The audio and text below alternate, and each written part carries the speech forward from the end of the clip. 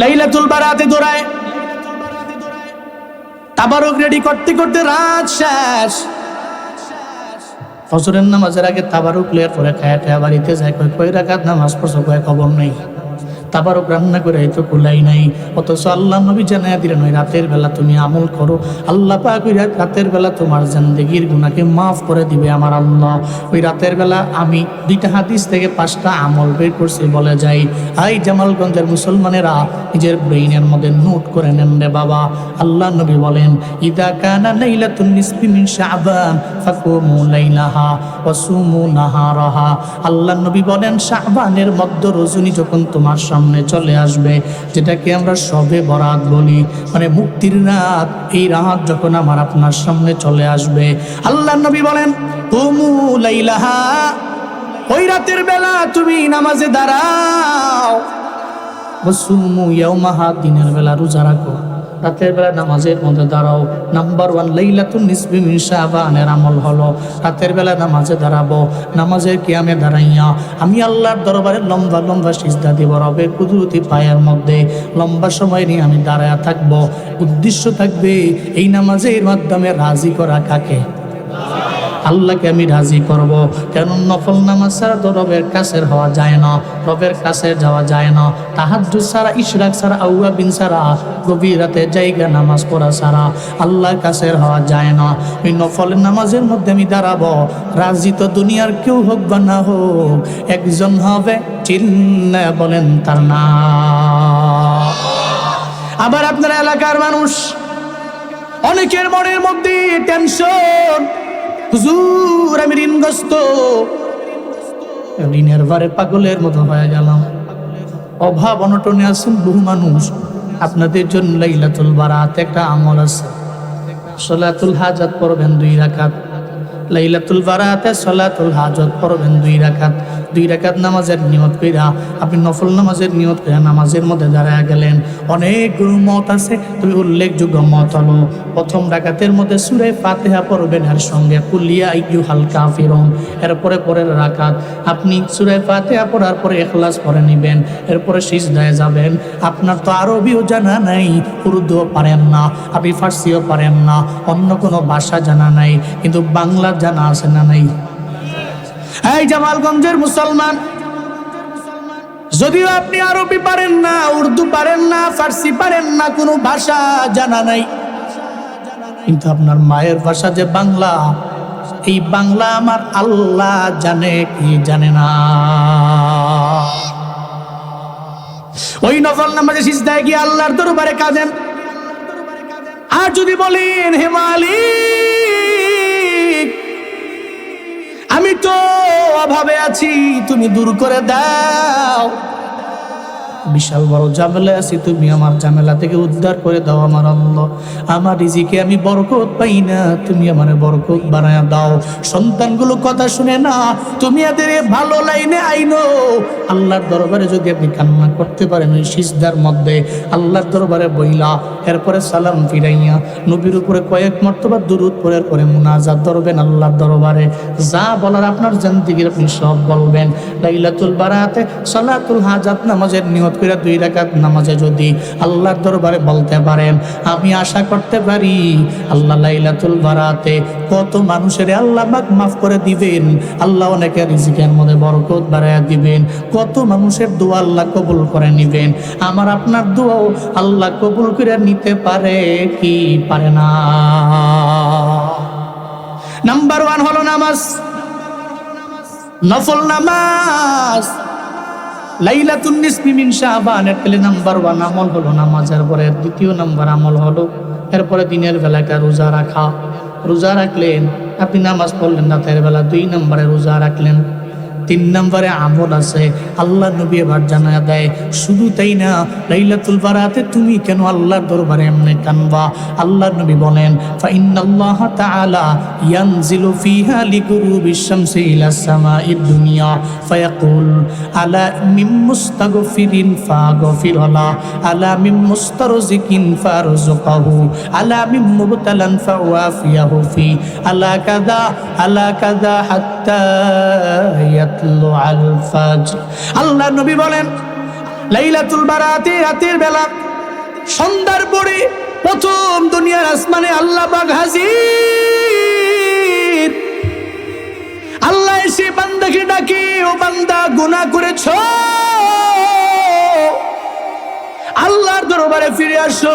তুমি জানো তোমার গুনার মাত্রা যত বড়, তোমার গুনাহ বড় হতে পারে, কিন্তু আমি আল্লাহর দরবারে গুনাহ বড় না।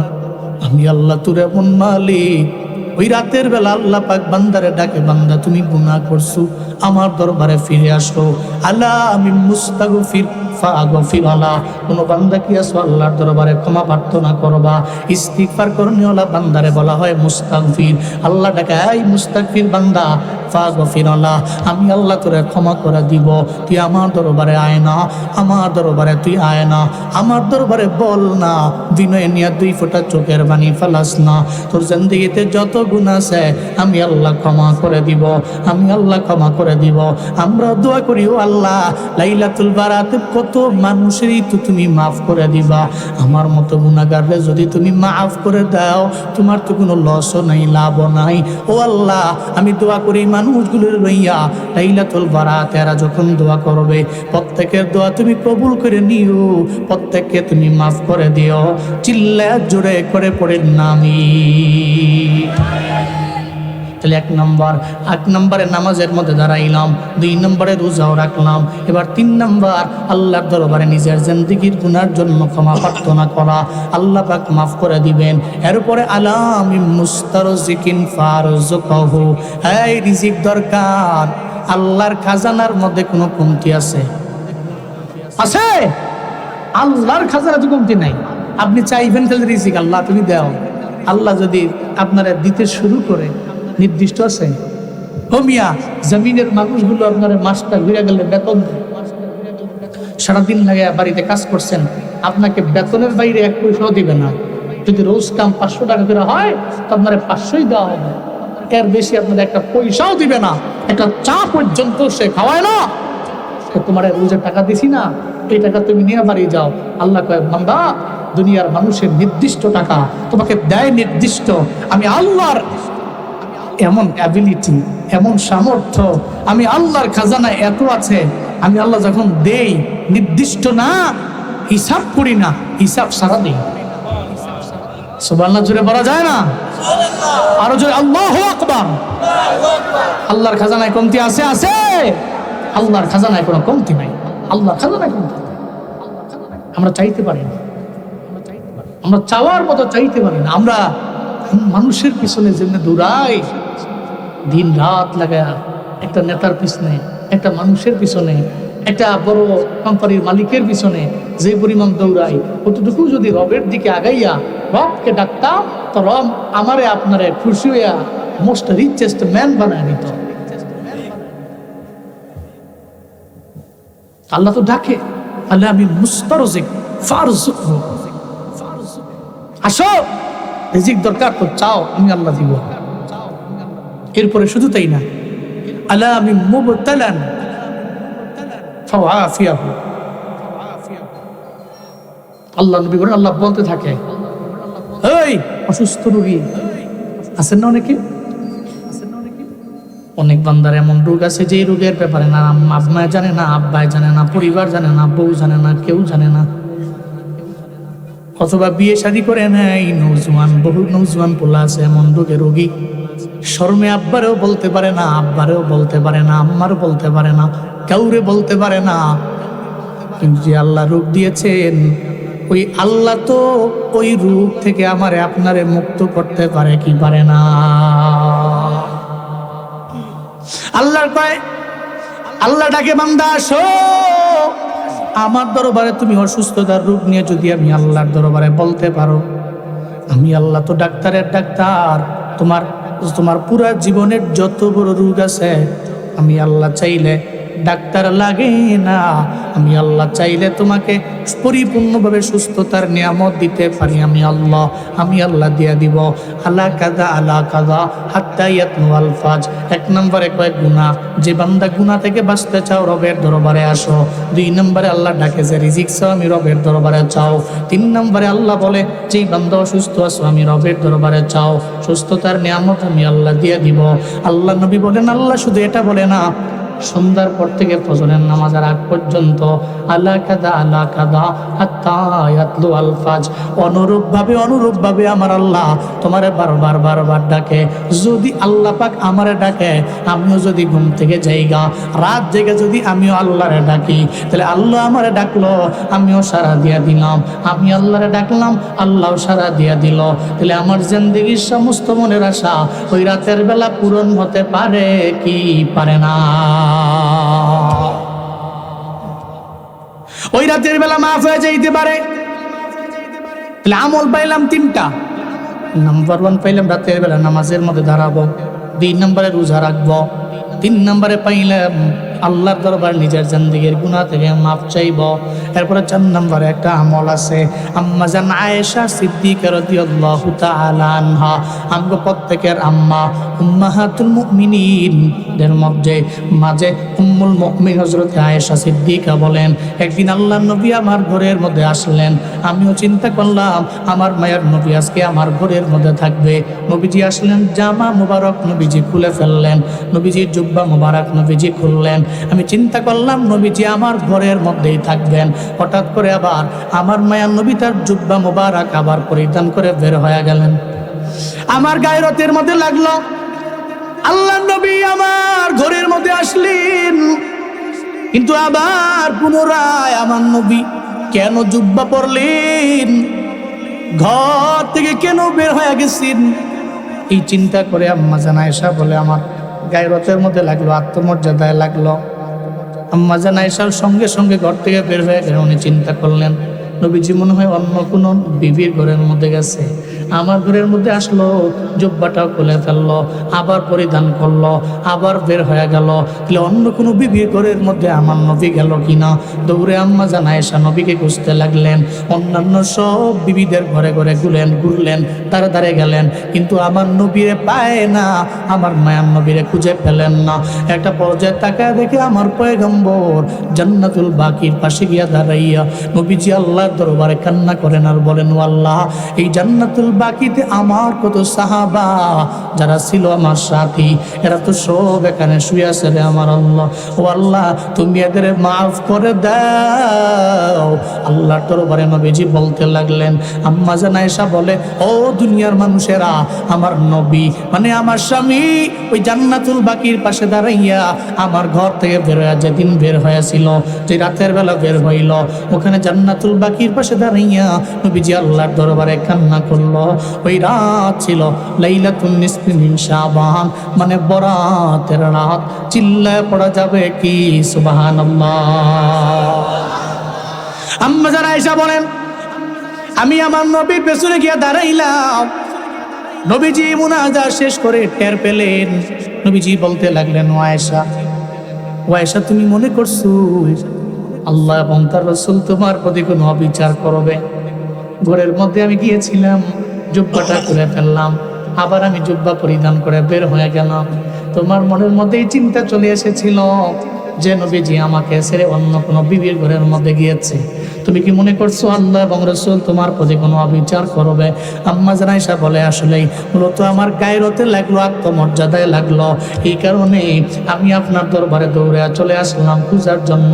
আপনি কোথায় গেলেন? এই কারণে আসলাম। আম্মা জান আয়েশাকে নবীজি বলেন, ও আয়েশা, তোমার তো কোনো ধারণাও নাই, লাইলাতুন নিসফি মিন শাবানে আল্লাহ পাক রব্বুল আলামিন বান্দারে ক্ষমা কইরা দেয়, উম্মতের আল্লাহ পাক মাফ কইরা দেয়। কত সংখ্যক লোকদের আমার আল্লাহ মাফ করে দেয়। নবীর যুগের মধ্যে একটা গোত্র ছিল, ওই গোত্রের নাম ছিল বনু কালব। বনু কাল গোত্রের প্রত্যেকটা লোকদের কাছে ছিল বকরি, এক একজনের বকরির পালের কোনো অভাব নাই। আল্লাহর নবী কই আয়েশা, ওই বনু কাল গোত্রের যত বকরি, ওই বকরির মধ্যে তো পশমের কোনো অভাব নাই। একটা ছাগলের মধ্যে কি পরিমাণে পশম পাওয়া যায়, একটা বকরির মধ্যে কি পরিমাণে পশম পাওয়া যায়। নবী কই আয়েশা, ওই যত বকরি আছে বনু কাল গোত্রের মাঝে, ওই বকরির মাঝে যতগুলা পশম আছে, ওই পশমগুলা গণনা করা জামিনের কোনো বান্দার দ্বারা সম্ভব না। কিন্তু আল্লাহ পাক রব্বুল আলামিন ওই গণনা করলে যত একটা সংখ্যায় গিয়া দাঁড়াবে, এর চাইতেও বহু সংখ্যক বেশি মানুষের আল্লাহ লাইলাতুল বারাতে মুক্তির ঘোষণা দিয়া আল্লাহ পাক তার জিন্দেগির গুনাহ মাফ কইরা মাসুম বানায়া দেয়। ইয়া ইলাহি তো মেরা গফফার হ্যায়, ইয়া ইলাহি তো মেরা सत्तार है, या इलाही तो मेरा माबूद है, या इलाही तो मेरा माशूक है। ऐ खुदाए मेरे सत्तारुल उयूब, मेरे मौला मेरे गफ्फारुद दुनूब। কবর তো এমন এক জায়গা, ওর খবর তো জীবনে কোনোদিন কোনো মাধ্যমে নেওয়া যায় না, ওই খবর তো নেওয়া যায় না। হযরতে দাউদ নবী, আল্লাহ পাক ওনাকে সন্তান দিয়েছেন অনেকগুলা। উনি চিন্তায় পড়ে গেলেন, আল্লাহর দরবারে বলতে লাগলেন, মাওলা রে, আমি আমার ইন্তেকালের পরে চেয়ারের মধ্যে আমি কারে বসাবো? ইন্তেকালের পরে কে বসবে, কে খেলাফত পাবে? সন্তান তো তুমি আমার দিলা অনেকগুলা। আল্লাহ কয়, নবী দাউদ পরীক্ষা করেন, চেক করেন, দেখবেন দুইটা সওয়াল করবেন, ওই জবাব শুনলেই বুঝতে পারবেন কে আপনার পরে এই খেলাফত পাওয়ার অধিক হকদার। আল্লাহ নবী দাউদ বললেন, আল্লাহ শিখিয়ে দিলেন, নবী দাউদ সব সন্তানদের আপনি ডাকেন। সন্তানেরা ওনার সামনে চলে আসলো। নবীজি দাউদ বলতে লাগলেন, সন্তানেরা রে, বলো না জমিনের মধ্যে তোমাদের চাইতে সবচেয়ে দূরের কোনটা? বলো না তোমাদের চাইতে সবচেয়ে দূরের কোনটা? এক একজন এক একটা বলতে লাগলো। একজনে বলতে লাগলো আমাদের চাইতে সবচেয়ে দূরের হলো আসমান, আর একজনে বলতে লাগলো দুনিয়ার এক প্রান্ত, আর একজনে বলতে লাগলো অমুক দেশ। এক একজনে এক একটা বলতে লাগলো। একটা পর্যায়ে যখন সুলাইমান নবীর পালা, দাউদ নবী কয়, ছেলে সুলাইমান, এখন তুমি বলো না তোমার চাইতে সবচেয়ে দূরের কোনটা? আল্লাহর নবী সুলাইমান বলতে লাগলেন, বাবারে, আমার ভাইয়েরা এক একজন এক একটা বলতে পারে। আমার ভাইরা একজন বলল আসমান, আর একজনে বলল দুনিয়ার এক প্রান্ত, আর একজনে এক একটা একজনে বলল, কিন্তু আমার কাছে এগুলা দূরে মনে হয় না। আমার কাছে মনে হয় আমার চাইতে সবচেয়ে দূরের হলো বাড়ির পাশের কবরস্থান। এটা আমার কাছে দূরে মনে হয়। হাজার হাজার মাইল দূরে গিয়েছে, খবর নেওয়া যায়, কিন্তু বাড়ির পাশে যে মারে শুয়াইছ, জামালগঞ্জের মুসলমানেরা এক যুগ চলে গেল, মায়ের খবর নাই। মা কবরের মধ্যে কম্বল আছে না নাই? মায়ের গায়ের মধ্যে জান্নাতি পোশাক আছে না নাই? কেমনে আছে জানা নাই। ঈদের দিনেও চোখের মধ্যে ঘুম নাই, হাসিও নাই। দৌড়া দেখবেন মায়ের কবরের পাশে গিয়া দাঁড়া, চোখের পানি ফেলায় ফেলায় পোলাটায় কান্দে। আল্লাহর দরবারে বলে, আল্লাহ গো, আমার মায়ের ঈদের ময়দানে যাওয়ার আগে তো আমি সেমাই খাওয়া চাইতে পারতাম, কিন্তু আমি সেমাই দিতে পারি না। আমার মায়ের চাইলে আমি খাওয়াইতে পারি না। চোখ দিয়ে ঘুরে ঘুরে পানি পড়ে। ঈদের দিনেও দাদাই কান্না করে, নাতিয়ে যায় কয়, দাদা কান্না করেন কেন? আপনি দাদার মতো বয়স আপনার হয়ে গেল, আজকে ঈদের দিন বড় আনন্দের দিন। কয়, আমার জন্য আনন্দের দিন না, আমার একটা বুড়ি আম্মা ছিল, যে বুড়ি আম্মারে লয়ে আমি ঈদের ময়দানে যাওয়ার আগে সেমাই খাইতে পারতাম। আজকে 12 বছর হয়ে গেল মায়ের খবর নাই, আজকে 2 বছর হয়ে গেল মায়ের খবর নাই। চলে গেছে মায়ের খবরের মাঝে, একটা বারের জন্য খবর নিতে পারলাম না। ওই মাটির খবরের মধ্যে মা আমার কেমন আছে, মাটির কবরের মধ্যে আমার মায়ের সাপে কাটে কিনা, ওই কবরের মধ্যে জাহান্নামের আগুন কিনা, এই ব্যাপারে তো আমার জানা নেই। এই জন্য চোখ দিয়ে আমার ঘরে ঘরে পানি পড়ে, এই জন্য চোখের পানি ফালায় বাবা কান্না করে। সুলাইমান নবী কয়, বাবারে জমিনের যত দূর যত যাই হোক না কেন, কিন্তু কবরের যে বান্দা সেই বান্দার চাইতে দূরে আর কেউ নাই। আপনার ছেলে আমেরিকায় থাকে, লন্ডনে থাকে, টেলিফোনের মাধ্যমে খবর নেওয়া যায়। ইমুতে ফোন দিলেন, হোয়াটসঅ্যাপে ফোন দিলেন, মেসেঞ্জারে দিলেন, খবর নেওয়া যায়। 5 সেকেন্ড 10 সেকেন্ড 1 মিনিটের মধ্যেই খবর নেওয়া যায়। কিন্তু বাড়ির পাশের কবরের কোনো খবর নেওয়া যায় না। এর মানে কবর এত পরিমাণে দূর, কবরের মধ্যে যে চলে গেল ওই বান্দা এত দূরে চলে গেল, ওই বান্দার চাইতে দূরে এই জমিনের অন্য কিছু না। কথা বলেন ঠিক কিনা? আল্লাহ নবী দাউদ অবাক হয়ে গেলেন। অন্যান্য ছেলেরা আমাকে যা বলল, সুলাইমান আমার অন্যটা বলল। এরপরে দাউদ নবী বলতে লাগলেন, ছেলেরা তোমাদের আমি 2 নম্বর সওয়াল করি, বলো না তোমাদের চাইতে সবচেয়ে কাছের কোনটা? বলতে লাগলেন, এক একজন ছেলে এক একটা জবাব দিতে লাগলেন। এক একজনে বলতে লাগলেন, আমাদের চাইতে সবচেয়ে কাছের হলো আমাদের চোখ। আরেকজনে বলল নাক, আরেকজনে বলল কান, আরেকজনে বলল ব্রেন। এক একজনে এক একটা বলতে লাগলো। আল্লাহ নবী সুলাইমান নবীর পালা যখন আসলো, ওই ছেলে সুলাইমান বলো না তোমাদের চাইতে সবচেয়ে কাছে কোনটা? নবী সুলাইমান কয়, বাবা রে আমার ভাইরা এক একজনে এক একটা বললো। একজনে নাক বললো, একজনে কান বললো, আর একজনে ব্রেন বললো, একজনে চোখ বললো। আমার কাছে এগুলো আমার কাছের মনে হয় না। আমার কাছে মনে হয় আমার সবচেয়ে কাছের হলো আমার মরণ। কি আমার কাছে হলো আমার মরণ। আমি এই আছি এই নাই, হঠাৎ করে আমার সামনে আজরাইল হাজির। মসজিদের 4 পায়া খাট আমার দরওয়াজার সামনে দাঁড়ানো।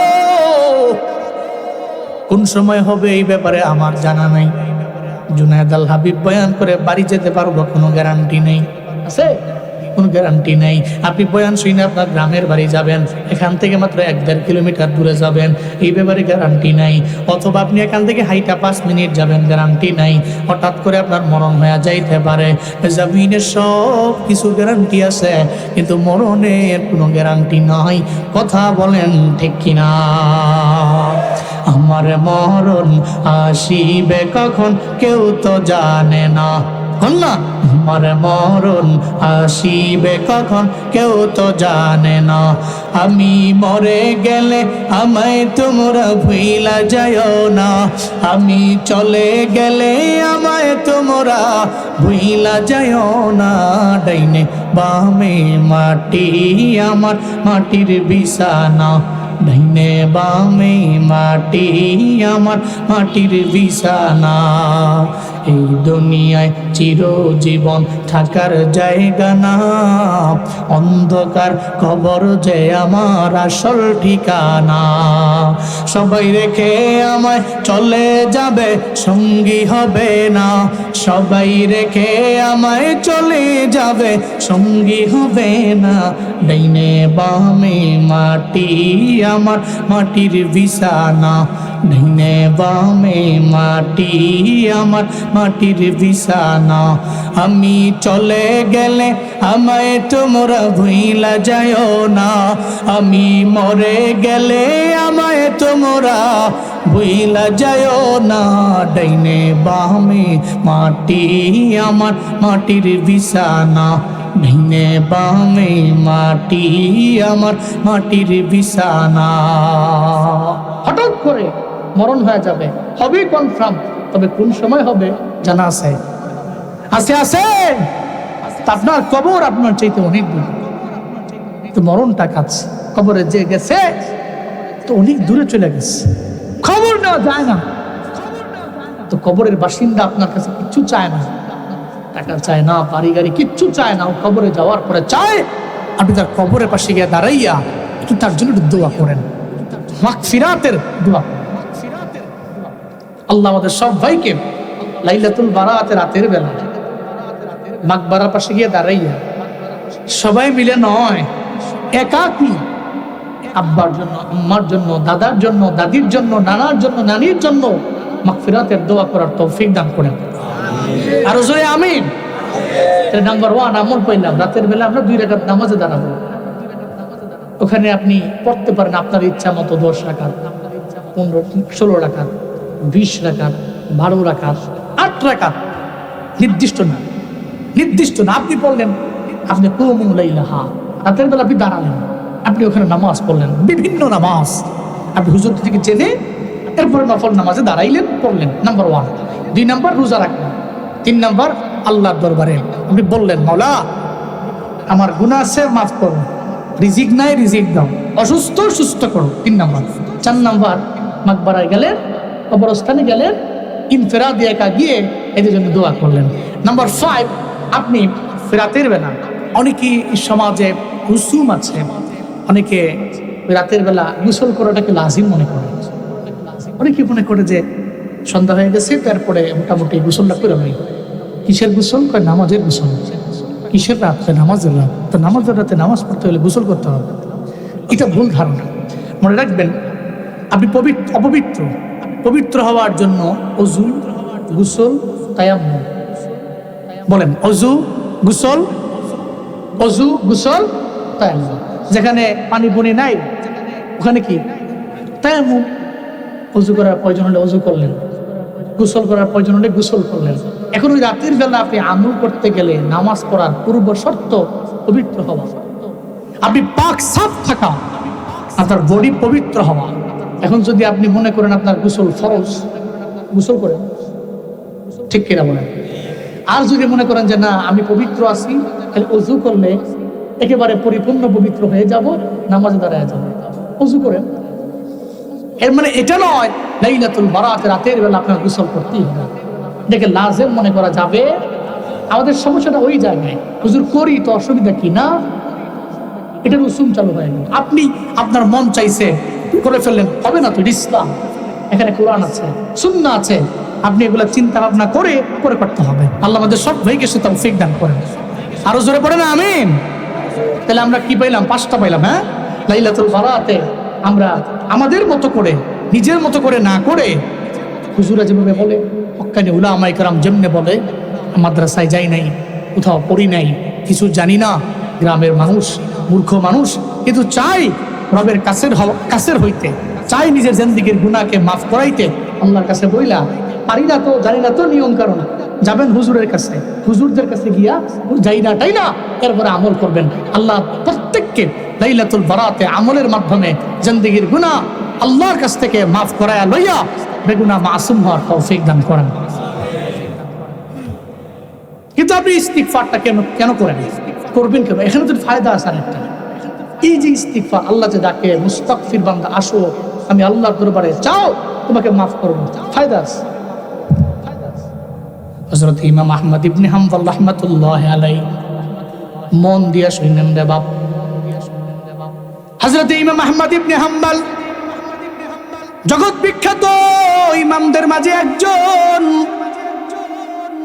ইমাম আবু হানিফা, ইমাম শাফি, ইমাম মালিক, ইমাম আহমদ ইবনে হাম্বল, হাম্বলি মাযহাবের প্রতিষ্ঠাতা ইমাম আহমদ ইবনে হাম্বল রাহমাতুল্লাহি আলাইহি বৃদ্ধ বয়সে উনি বের হয়ে গেলেন, হাদিস সংগ্রহ করার জন্য বের হয়ে গেলেন। নিজের দেশ থেকে দেশান্তরে যেতেন, এক প্রান্ত থেকে আর এক প্রান্তে চলে যেতেন একটা হাদিস সংগ্রহ করার জন্য। উনি বের হয়ে গেলেন, যাইতে যাইতে একটা পর্যায়ে উনি একটা মসজিদের মধ্যে ঢুকলেন, এশার নামাজ আদায় করবেন। রাত হয়ে গেছে, ঢুকে গেছেন, ওখানে গিয়ে নামাজ আদায় করলেন, এশার নামাজ আদায় করে এরপর উনি চিন্তা করেন ওখানে ওনার বাড়ি নেই, ঘর নাই, কিছু নেই, মুসাফির মানুষ, প্রতীক মানুষ। এশার নামাজ আদায় করে উনি মসজিদের মধ্যে শুয়ে পড়লেন। চিন্তা করলেন এই মসজিদের মধ্যে আমি রাতটা কাটায় দিব, এরপরে ফজরের নামাজ হয়ে গেলে এরপরে আবার হাদিস সংগ্রহ করার জন্য আমি চলে যাব। আহমদ ইবনে হাম্বল শুয়ে পড়লেন। এলাকার নিয়ম হলো, সব জায়গায় নিয়ম আছে, এশার নামাজ শেষ দৌড়ে দেখবেন খাদেমরা চলে যায়, খাদেমরা যায় কয় এই যারা আছেন ভিতরের নামাজ পড়া হয়ে গেলে বের হয়ে যান। হুজুরও চলে যাবে হুজুরা খানায়, খাদেম চলে যাবে খাদেমের বাড়ি, বিভিন্ন জায়গায় সবাই চলে যাবে। এশার নামাজের পরে আর মসজিদ খোলা রাখা যায় না, বন্ধ করে রেখে দিতে হবে। এরপরে ফজরের নামাজের সময় আমরা আবার আসব। আহমদ ইবনে হাম্বলের দরবারে গেলেন, যাকে হুজুর আপনি শুয়ে পড়লেন, এটা তো শুয়ার জায়গা না, আপনি এখান থেকে বের হয়ে যান। আহমদ ইবনে হাম্বল একটা বারের জন্য ওখানে গিয়ে পাওয়ার দেখান নাই, উনি ওনার তাকাব্বুরি বাহাদুরি দেখান নাই। উনি বলতেও তো পারতেন আমরা চিনো নাই, আমি জগৎ বিখ্যাত ইমাম আহমদ ইবনে হাম্বল, এই একটু মসজিদের মধ্যে ঘুমাইছি, আমার ঢিল্লা উড়া দেওয়ার দরকার কি? উনি তো রাগ দেখাইলে পারতেন, ক্রোধ ঝাললে পারতেন, কিন্তু উনি রাগ ঝাড়েন নাই। কারণ যারা বিনয়ী রে, এরা তাকাব্বুরির ভাব নিয়ে চলে না, আর বিনয় নিয়ে চলার কারণে এরা তো এক একজনের জগৎ বিখ্যাত ইমাম, ঠিক কিনা? কিন্তু আমাকে তো ভাবের অভাব নেই, ভাবের কারণে মুসাফাও করে না, হাত বাড়ায় না, মুয়ানাকা তো দূর কি বাত। সাধারণ মানুষ যদি সামনে আসে ভাব সাপ নিয়ে কয় দুর্গন্ধ, তাকাব্বুরির ভাব নিয়ে বাহাদুরি করে। এগুলির নাম হলো আল্লাহ যা রিজিক দিয়েছেন। জামালগঞ্জের সোনাপুরের মুসলমানেরা, আপনার যে অ্যাবিলিটি, যে সামর্থ্য, যে দ্বন্দ্ব, যে জমি জমা, যে বাড়ি গাড়ি যা আছে, এগুলা তো আপনার নিজের না। যদিও আপনার জমিনের মধ্যে আপনি ক্ষণস্থায়ী মালিক আপনি হয়ে গেছেন, কিন্তু এই মালিক আপনার একজন বানাইছে, চিল্লা বলেন তার না। আজ আছে তো কাল নাই, আজ আছে তো কাল নাই। এটা তো ফানিয়া, যে কোনো সময় ধ্বংস হয়ে যাবে। আপনি চলে গেলে আপনার বাড়ির দাম নাই, আপনি চলে গেলে আপনার বাইকের দাম নাই, আপনি চলে গেলে আপনার জমির কোনো দাম নাই। আপনার কবরের মধ্যে জমি যাবে না, বাড়িও যাবে না, বাইকও যাবে না, কিচ্ছু যাবে না। এই জন্য বাবা আল্লাহ পাক জানিয়ে দেয়, আমার দেওয়া রিজিক, আমার দেওয়া রিজিক, তুমি আমার দেওয়া রিজিক থেকে আল্লাহ রাস্তায় ব্যয় করো। আল্লাহ রাস্তায় ব্যয় করার জন্য আল্লাহ বললেন কেন? আল্লাহ কয় মুমিনের জান এবং মাল আমি আল্লাহ খরিদ করে নিলাম, এর বিনিময়ে আমি আল্লাহ তার জান্নাত দিয়া দিলাম। আল্লাহর দেওয়া রিজিক থেকে ব্যয় করা, এক নম্বরে গায়বের প্রতি ঈমান, দুই নম্বরে 5 ওয়াক্ত নামাজের কায়েম, 3 নম্বরে বান্দা আল্লাহর দেওয়া রিজিক থেকে আল্লাহ রাস্তায় ব্যয় করা। মাঝে মাঝে আপনি যখন বের হয়ে যাবেন সুনামগঞ্জ জেলা শহরে যাইয়া, ওখান থেকে আপনি বাস কাউন্টার থেকে টিকিটও কাটলেন, আপনি বাসের মাধ্যমে ঢাকায় যাবেন। ব্রাহ্মণবাড়িয়া যাওয়ার পরে একটা স্টপেজ দিয়ে দিল, বিশ্ব রোডটা যখন পার হইলেন, কত ভিখারি দেখবেন বাসের মধ্যে ওঠে, বাসের মধ্যে ওইটা ভিখারি কাগজের মধ্যে লেখা দেয়, লেখা লিখে আপনার সামনে একটা কাগজ দিয়া দিয়া চলে যায়। ও বাবা, জীবন কোনো দিনের দেখলে আপনি ধমক দিয়া তাড়াবেন না, আল্লাহ দেওয়া রিজিক থেকে আপনাদের দিয়ে দিবেন। যদি সে বলে আল্লাহ কারীম আমারে কিছু ভিক্ষা আমারে দাও, ধমক দিবেন না, আপনি তারে দিবেন না। পকেটে আছে তো দিয়ে দিলেন, নাই বলবেন আল্লাহকে ওয়াস্তে আমারে মাফ করে দাও। তবে ভিখারিকে ধমক দেওয়া যায় না, ওরে যে আল্লাহ গরিব বানাইছেন ওই আল্লাহ আপনারে ধনী বানাইলেন। আবার সময়ের ব্যবধানে আমার আল্লাহ আপনাকে তার মতো ভিখারি আল্লাহ বানায় দিতে পারে। নদীর পার ভাঙে ওপার ঘরে, এই তো নদীর খেলা। সকালবেলার ধনী রে তুই ফকির সন্ধ্যাবেলা, আমি আজ ধনী কাল আমি গরিব, আবার আজ গরিব কালকে আবার ধনী আমি হয়ে যাইতে পারি। আল্লাহ যারে বানায় ওই বান্দা রিজিকের মালিক হতে পারে, আল্লাহ যারে বানায় ওই বান্দা বড় রিজিকের দৌলত পেতে পারে। আল্লাহ যারে বানায় না ও পায়ও না, আল্লাহ যারে দেয় না ও ধনী হতে পারে না। এই জন্য আল্লাহর দেওয়া রিজিক থেকে ব্যয় করা, বেশি বেশি ব্যয় করা, কিপটামি না করা, বকিলামি না করা মুফলিহুন বান্দাদের স্বভাব। এই জামালগঞ্জের মুসলমানেরা, তাহলে 3টা গুণ নিয়ে আজকে বাড়ির মধ্যে যাব। নাম্বার 1, আমার তো ঈমান আছে, গায়বের প্রতি ঈমান, তবে এর উপরে ঈমানটাকে আমার মজবুত করা লাগবে। 2 নম্বরে আমি 5 ওয়াক্ত নামাজ আমি কায়েম করব। 3 নম্বর আল্লাহর দেওয়া রিজিক থেকে আবার ব্যয় করব। আবার এই গুণের পাশাপাশি আমার বোনাস কিছু কাজ আছে লাইলাতুল বারাতে।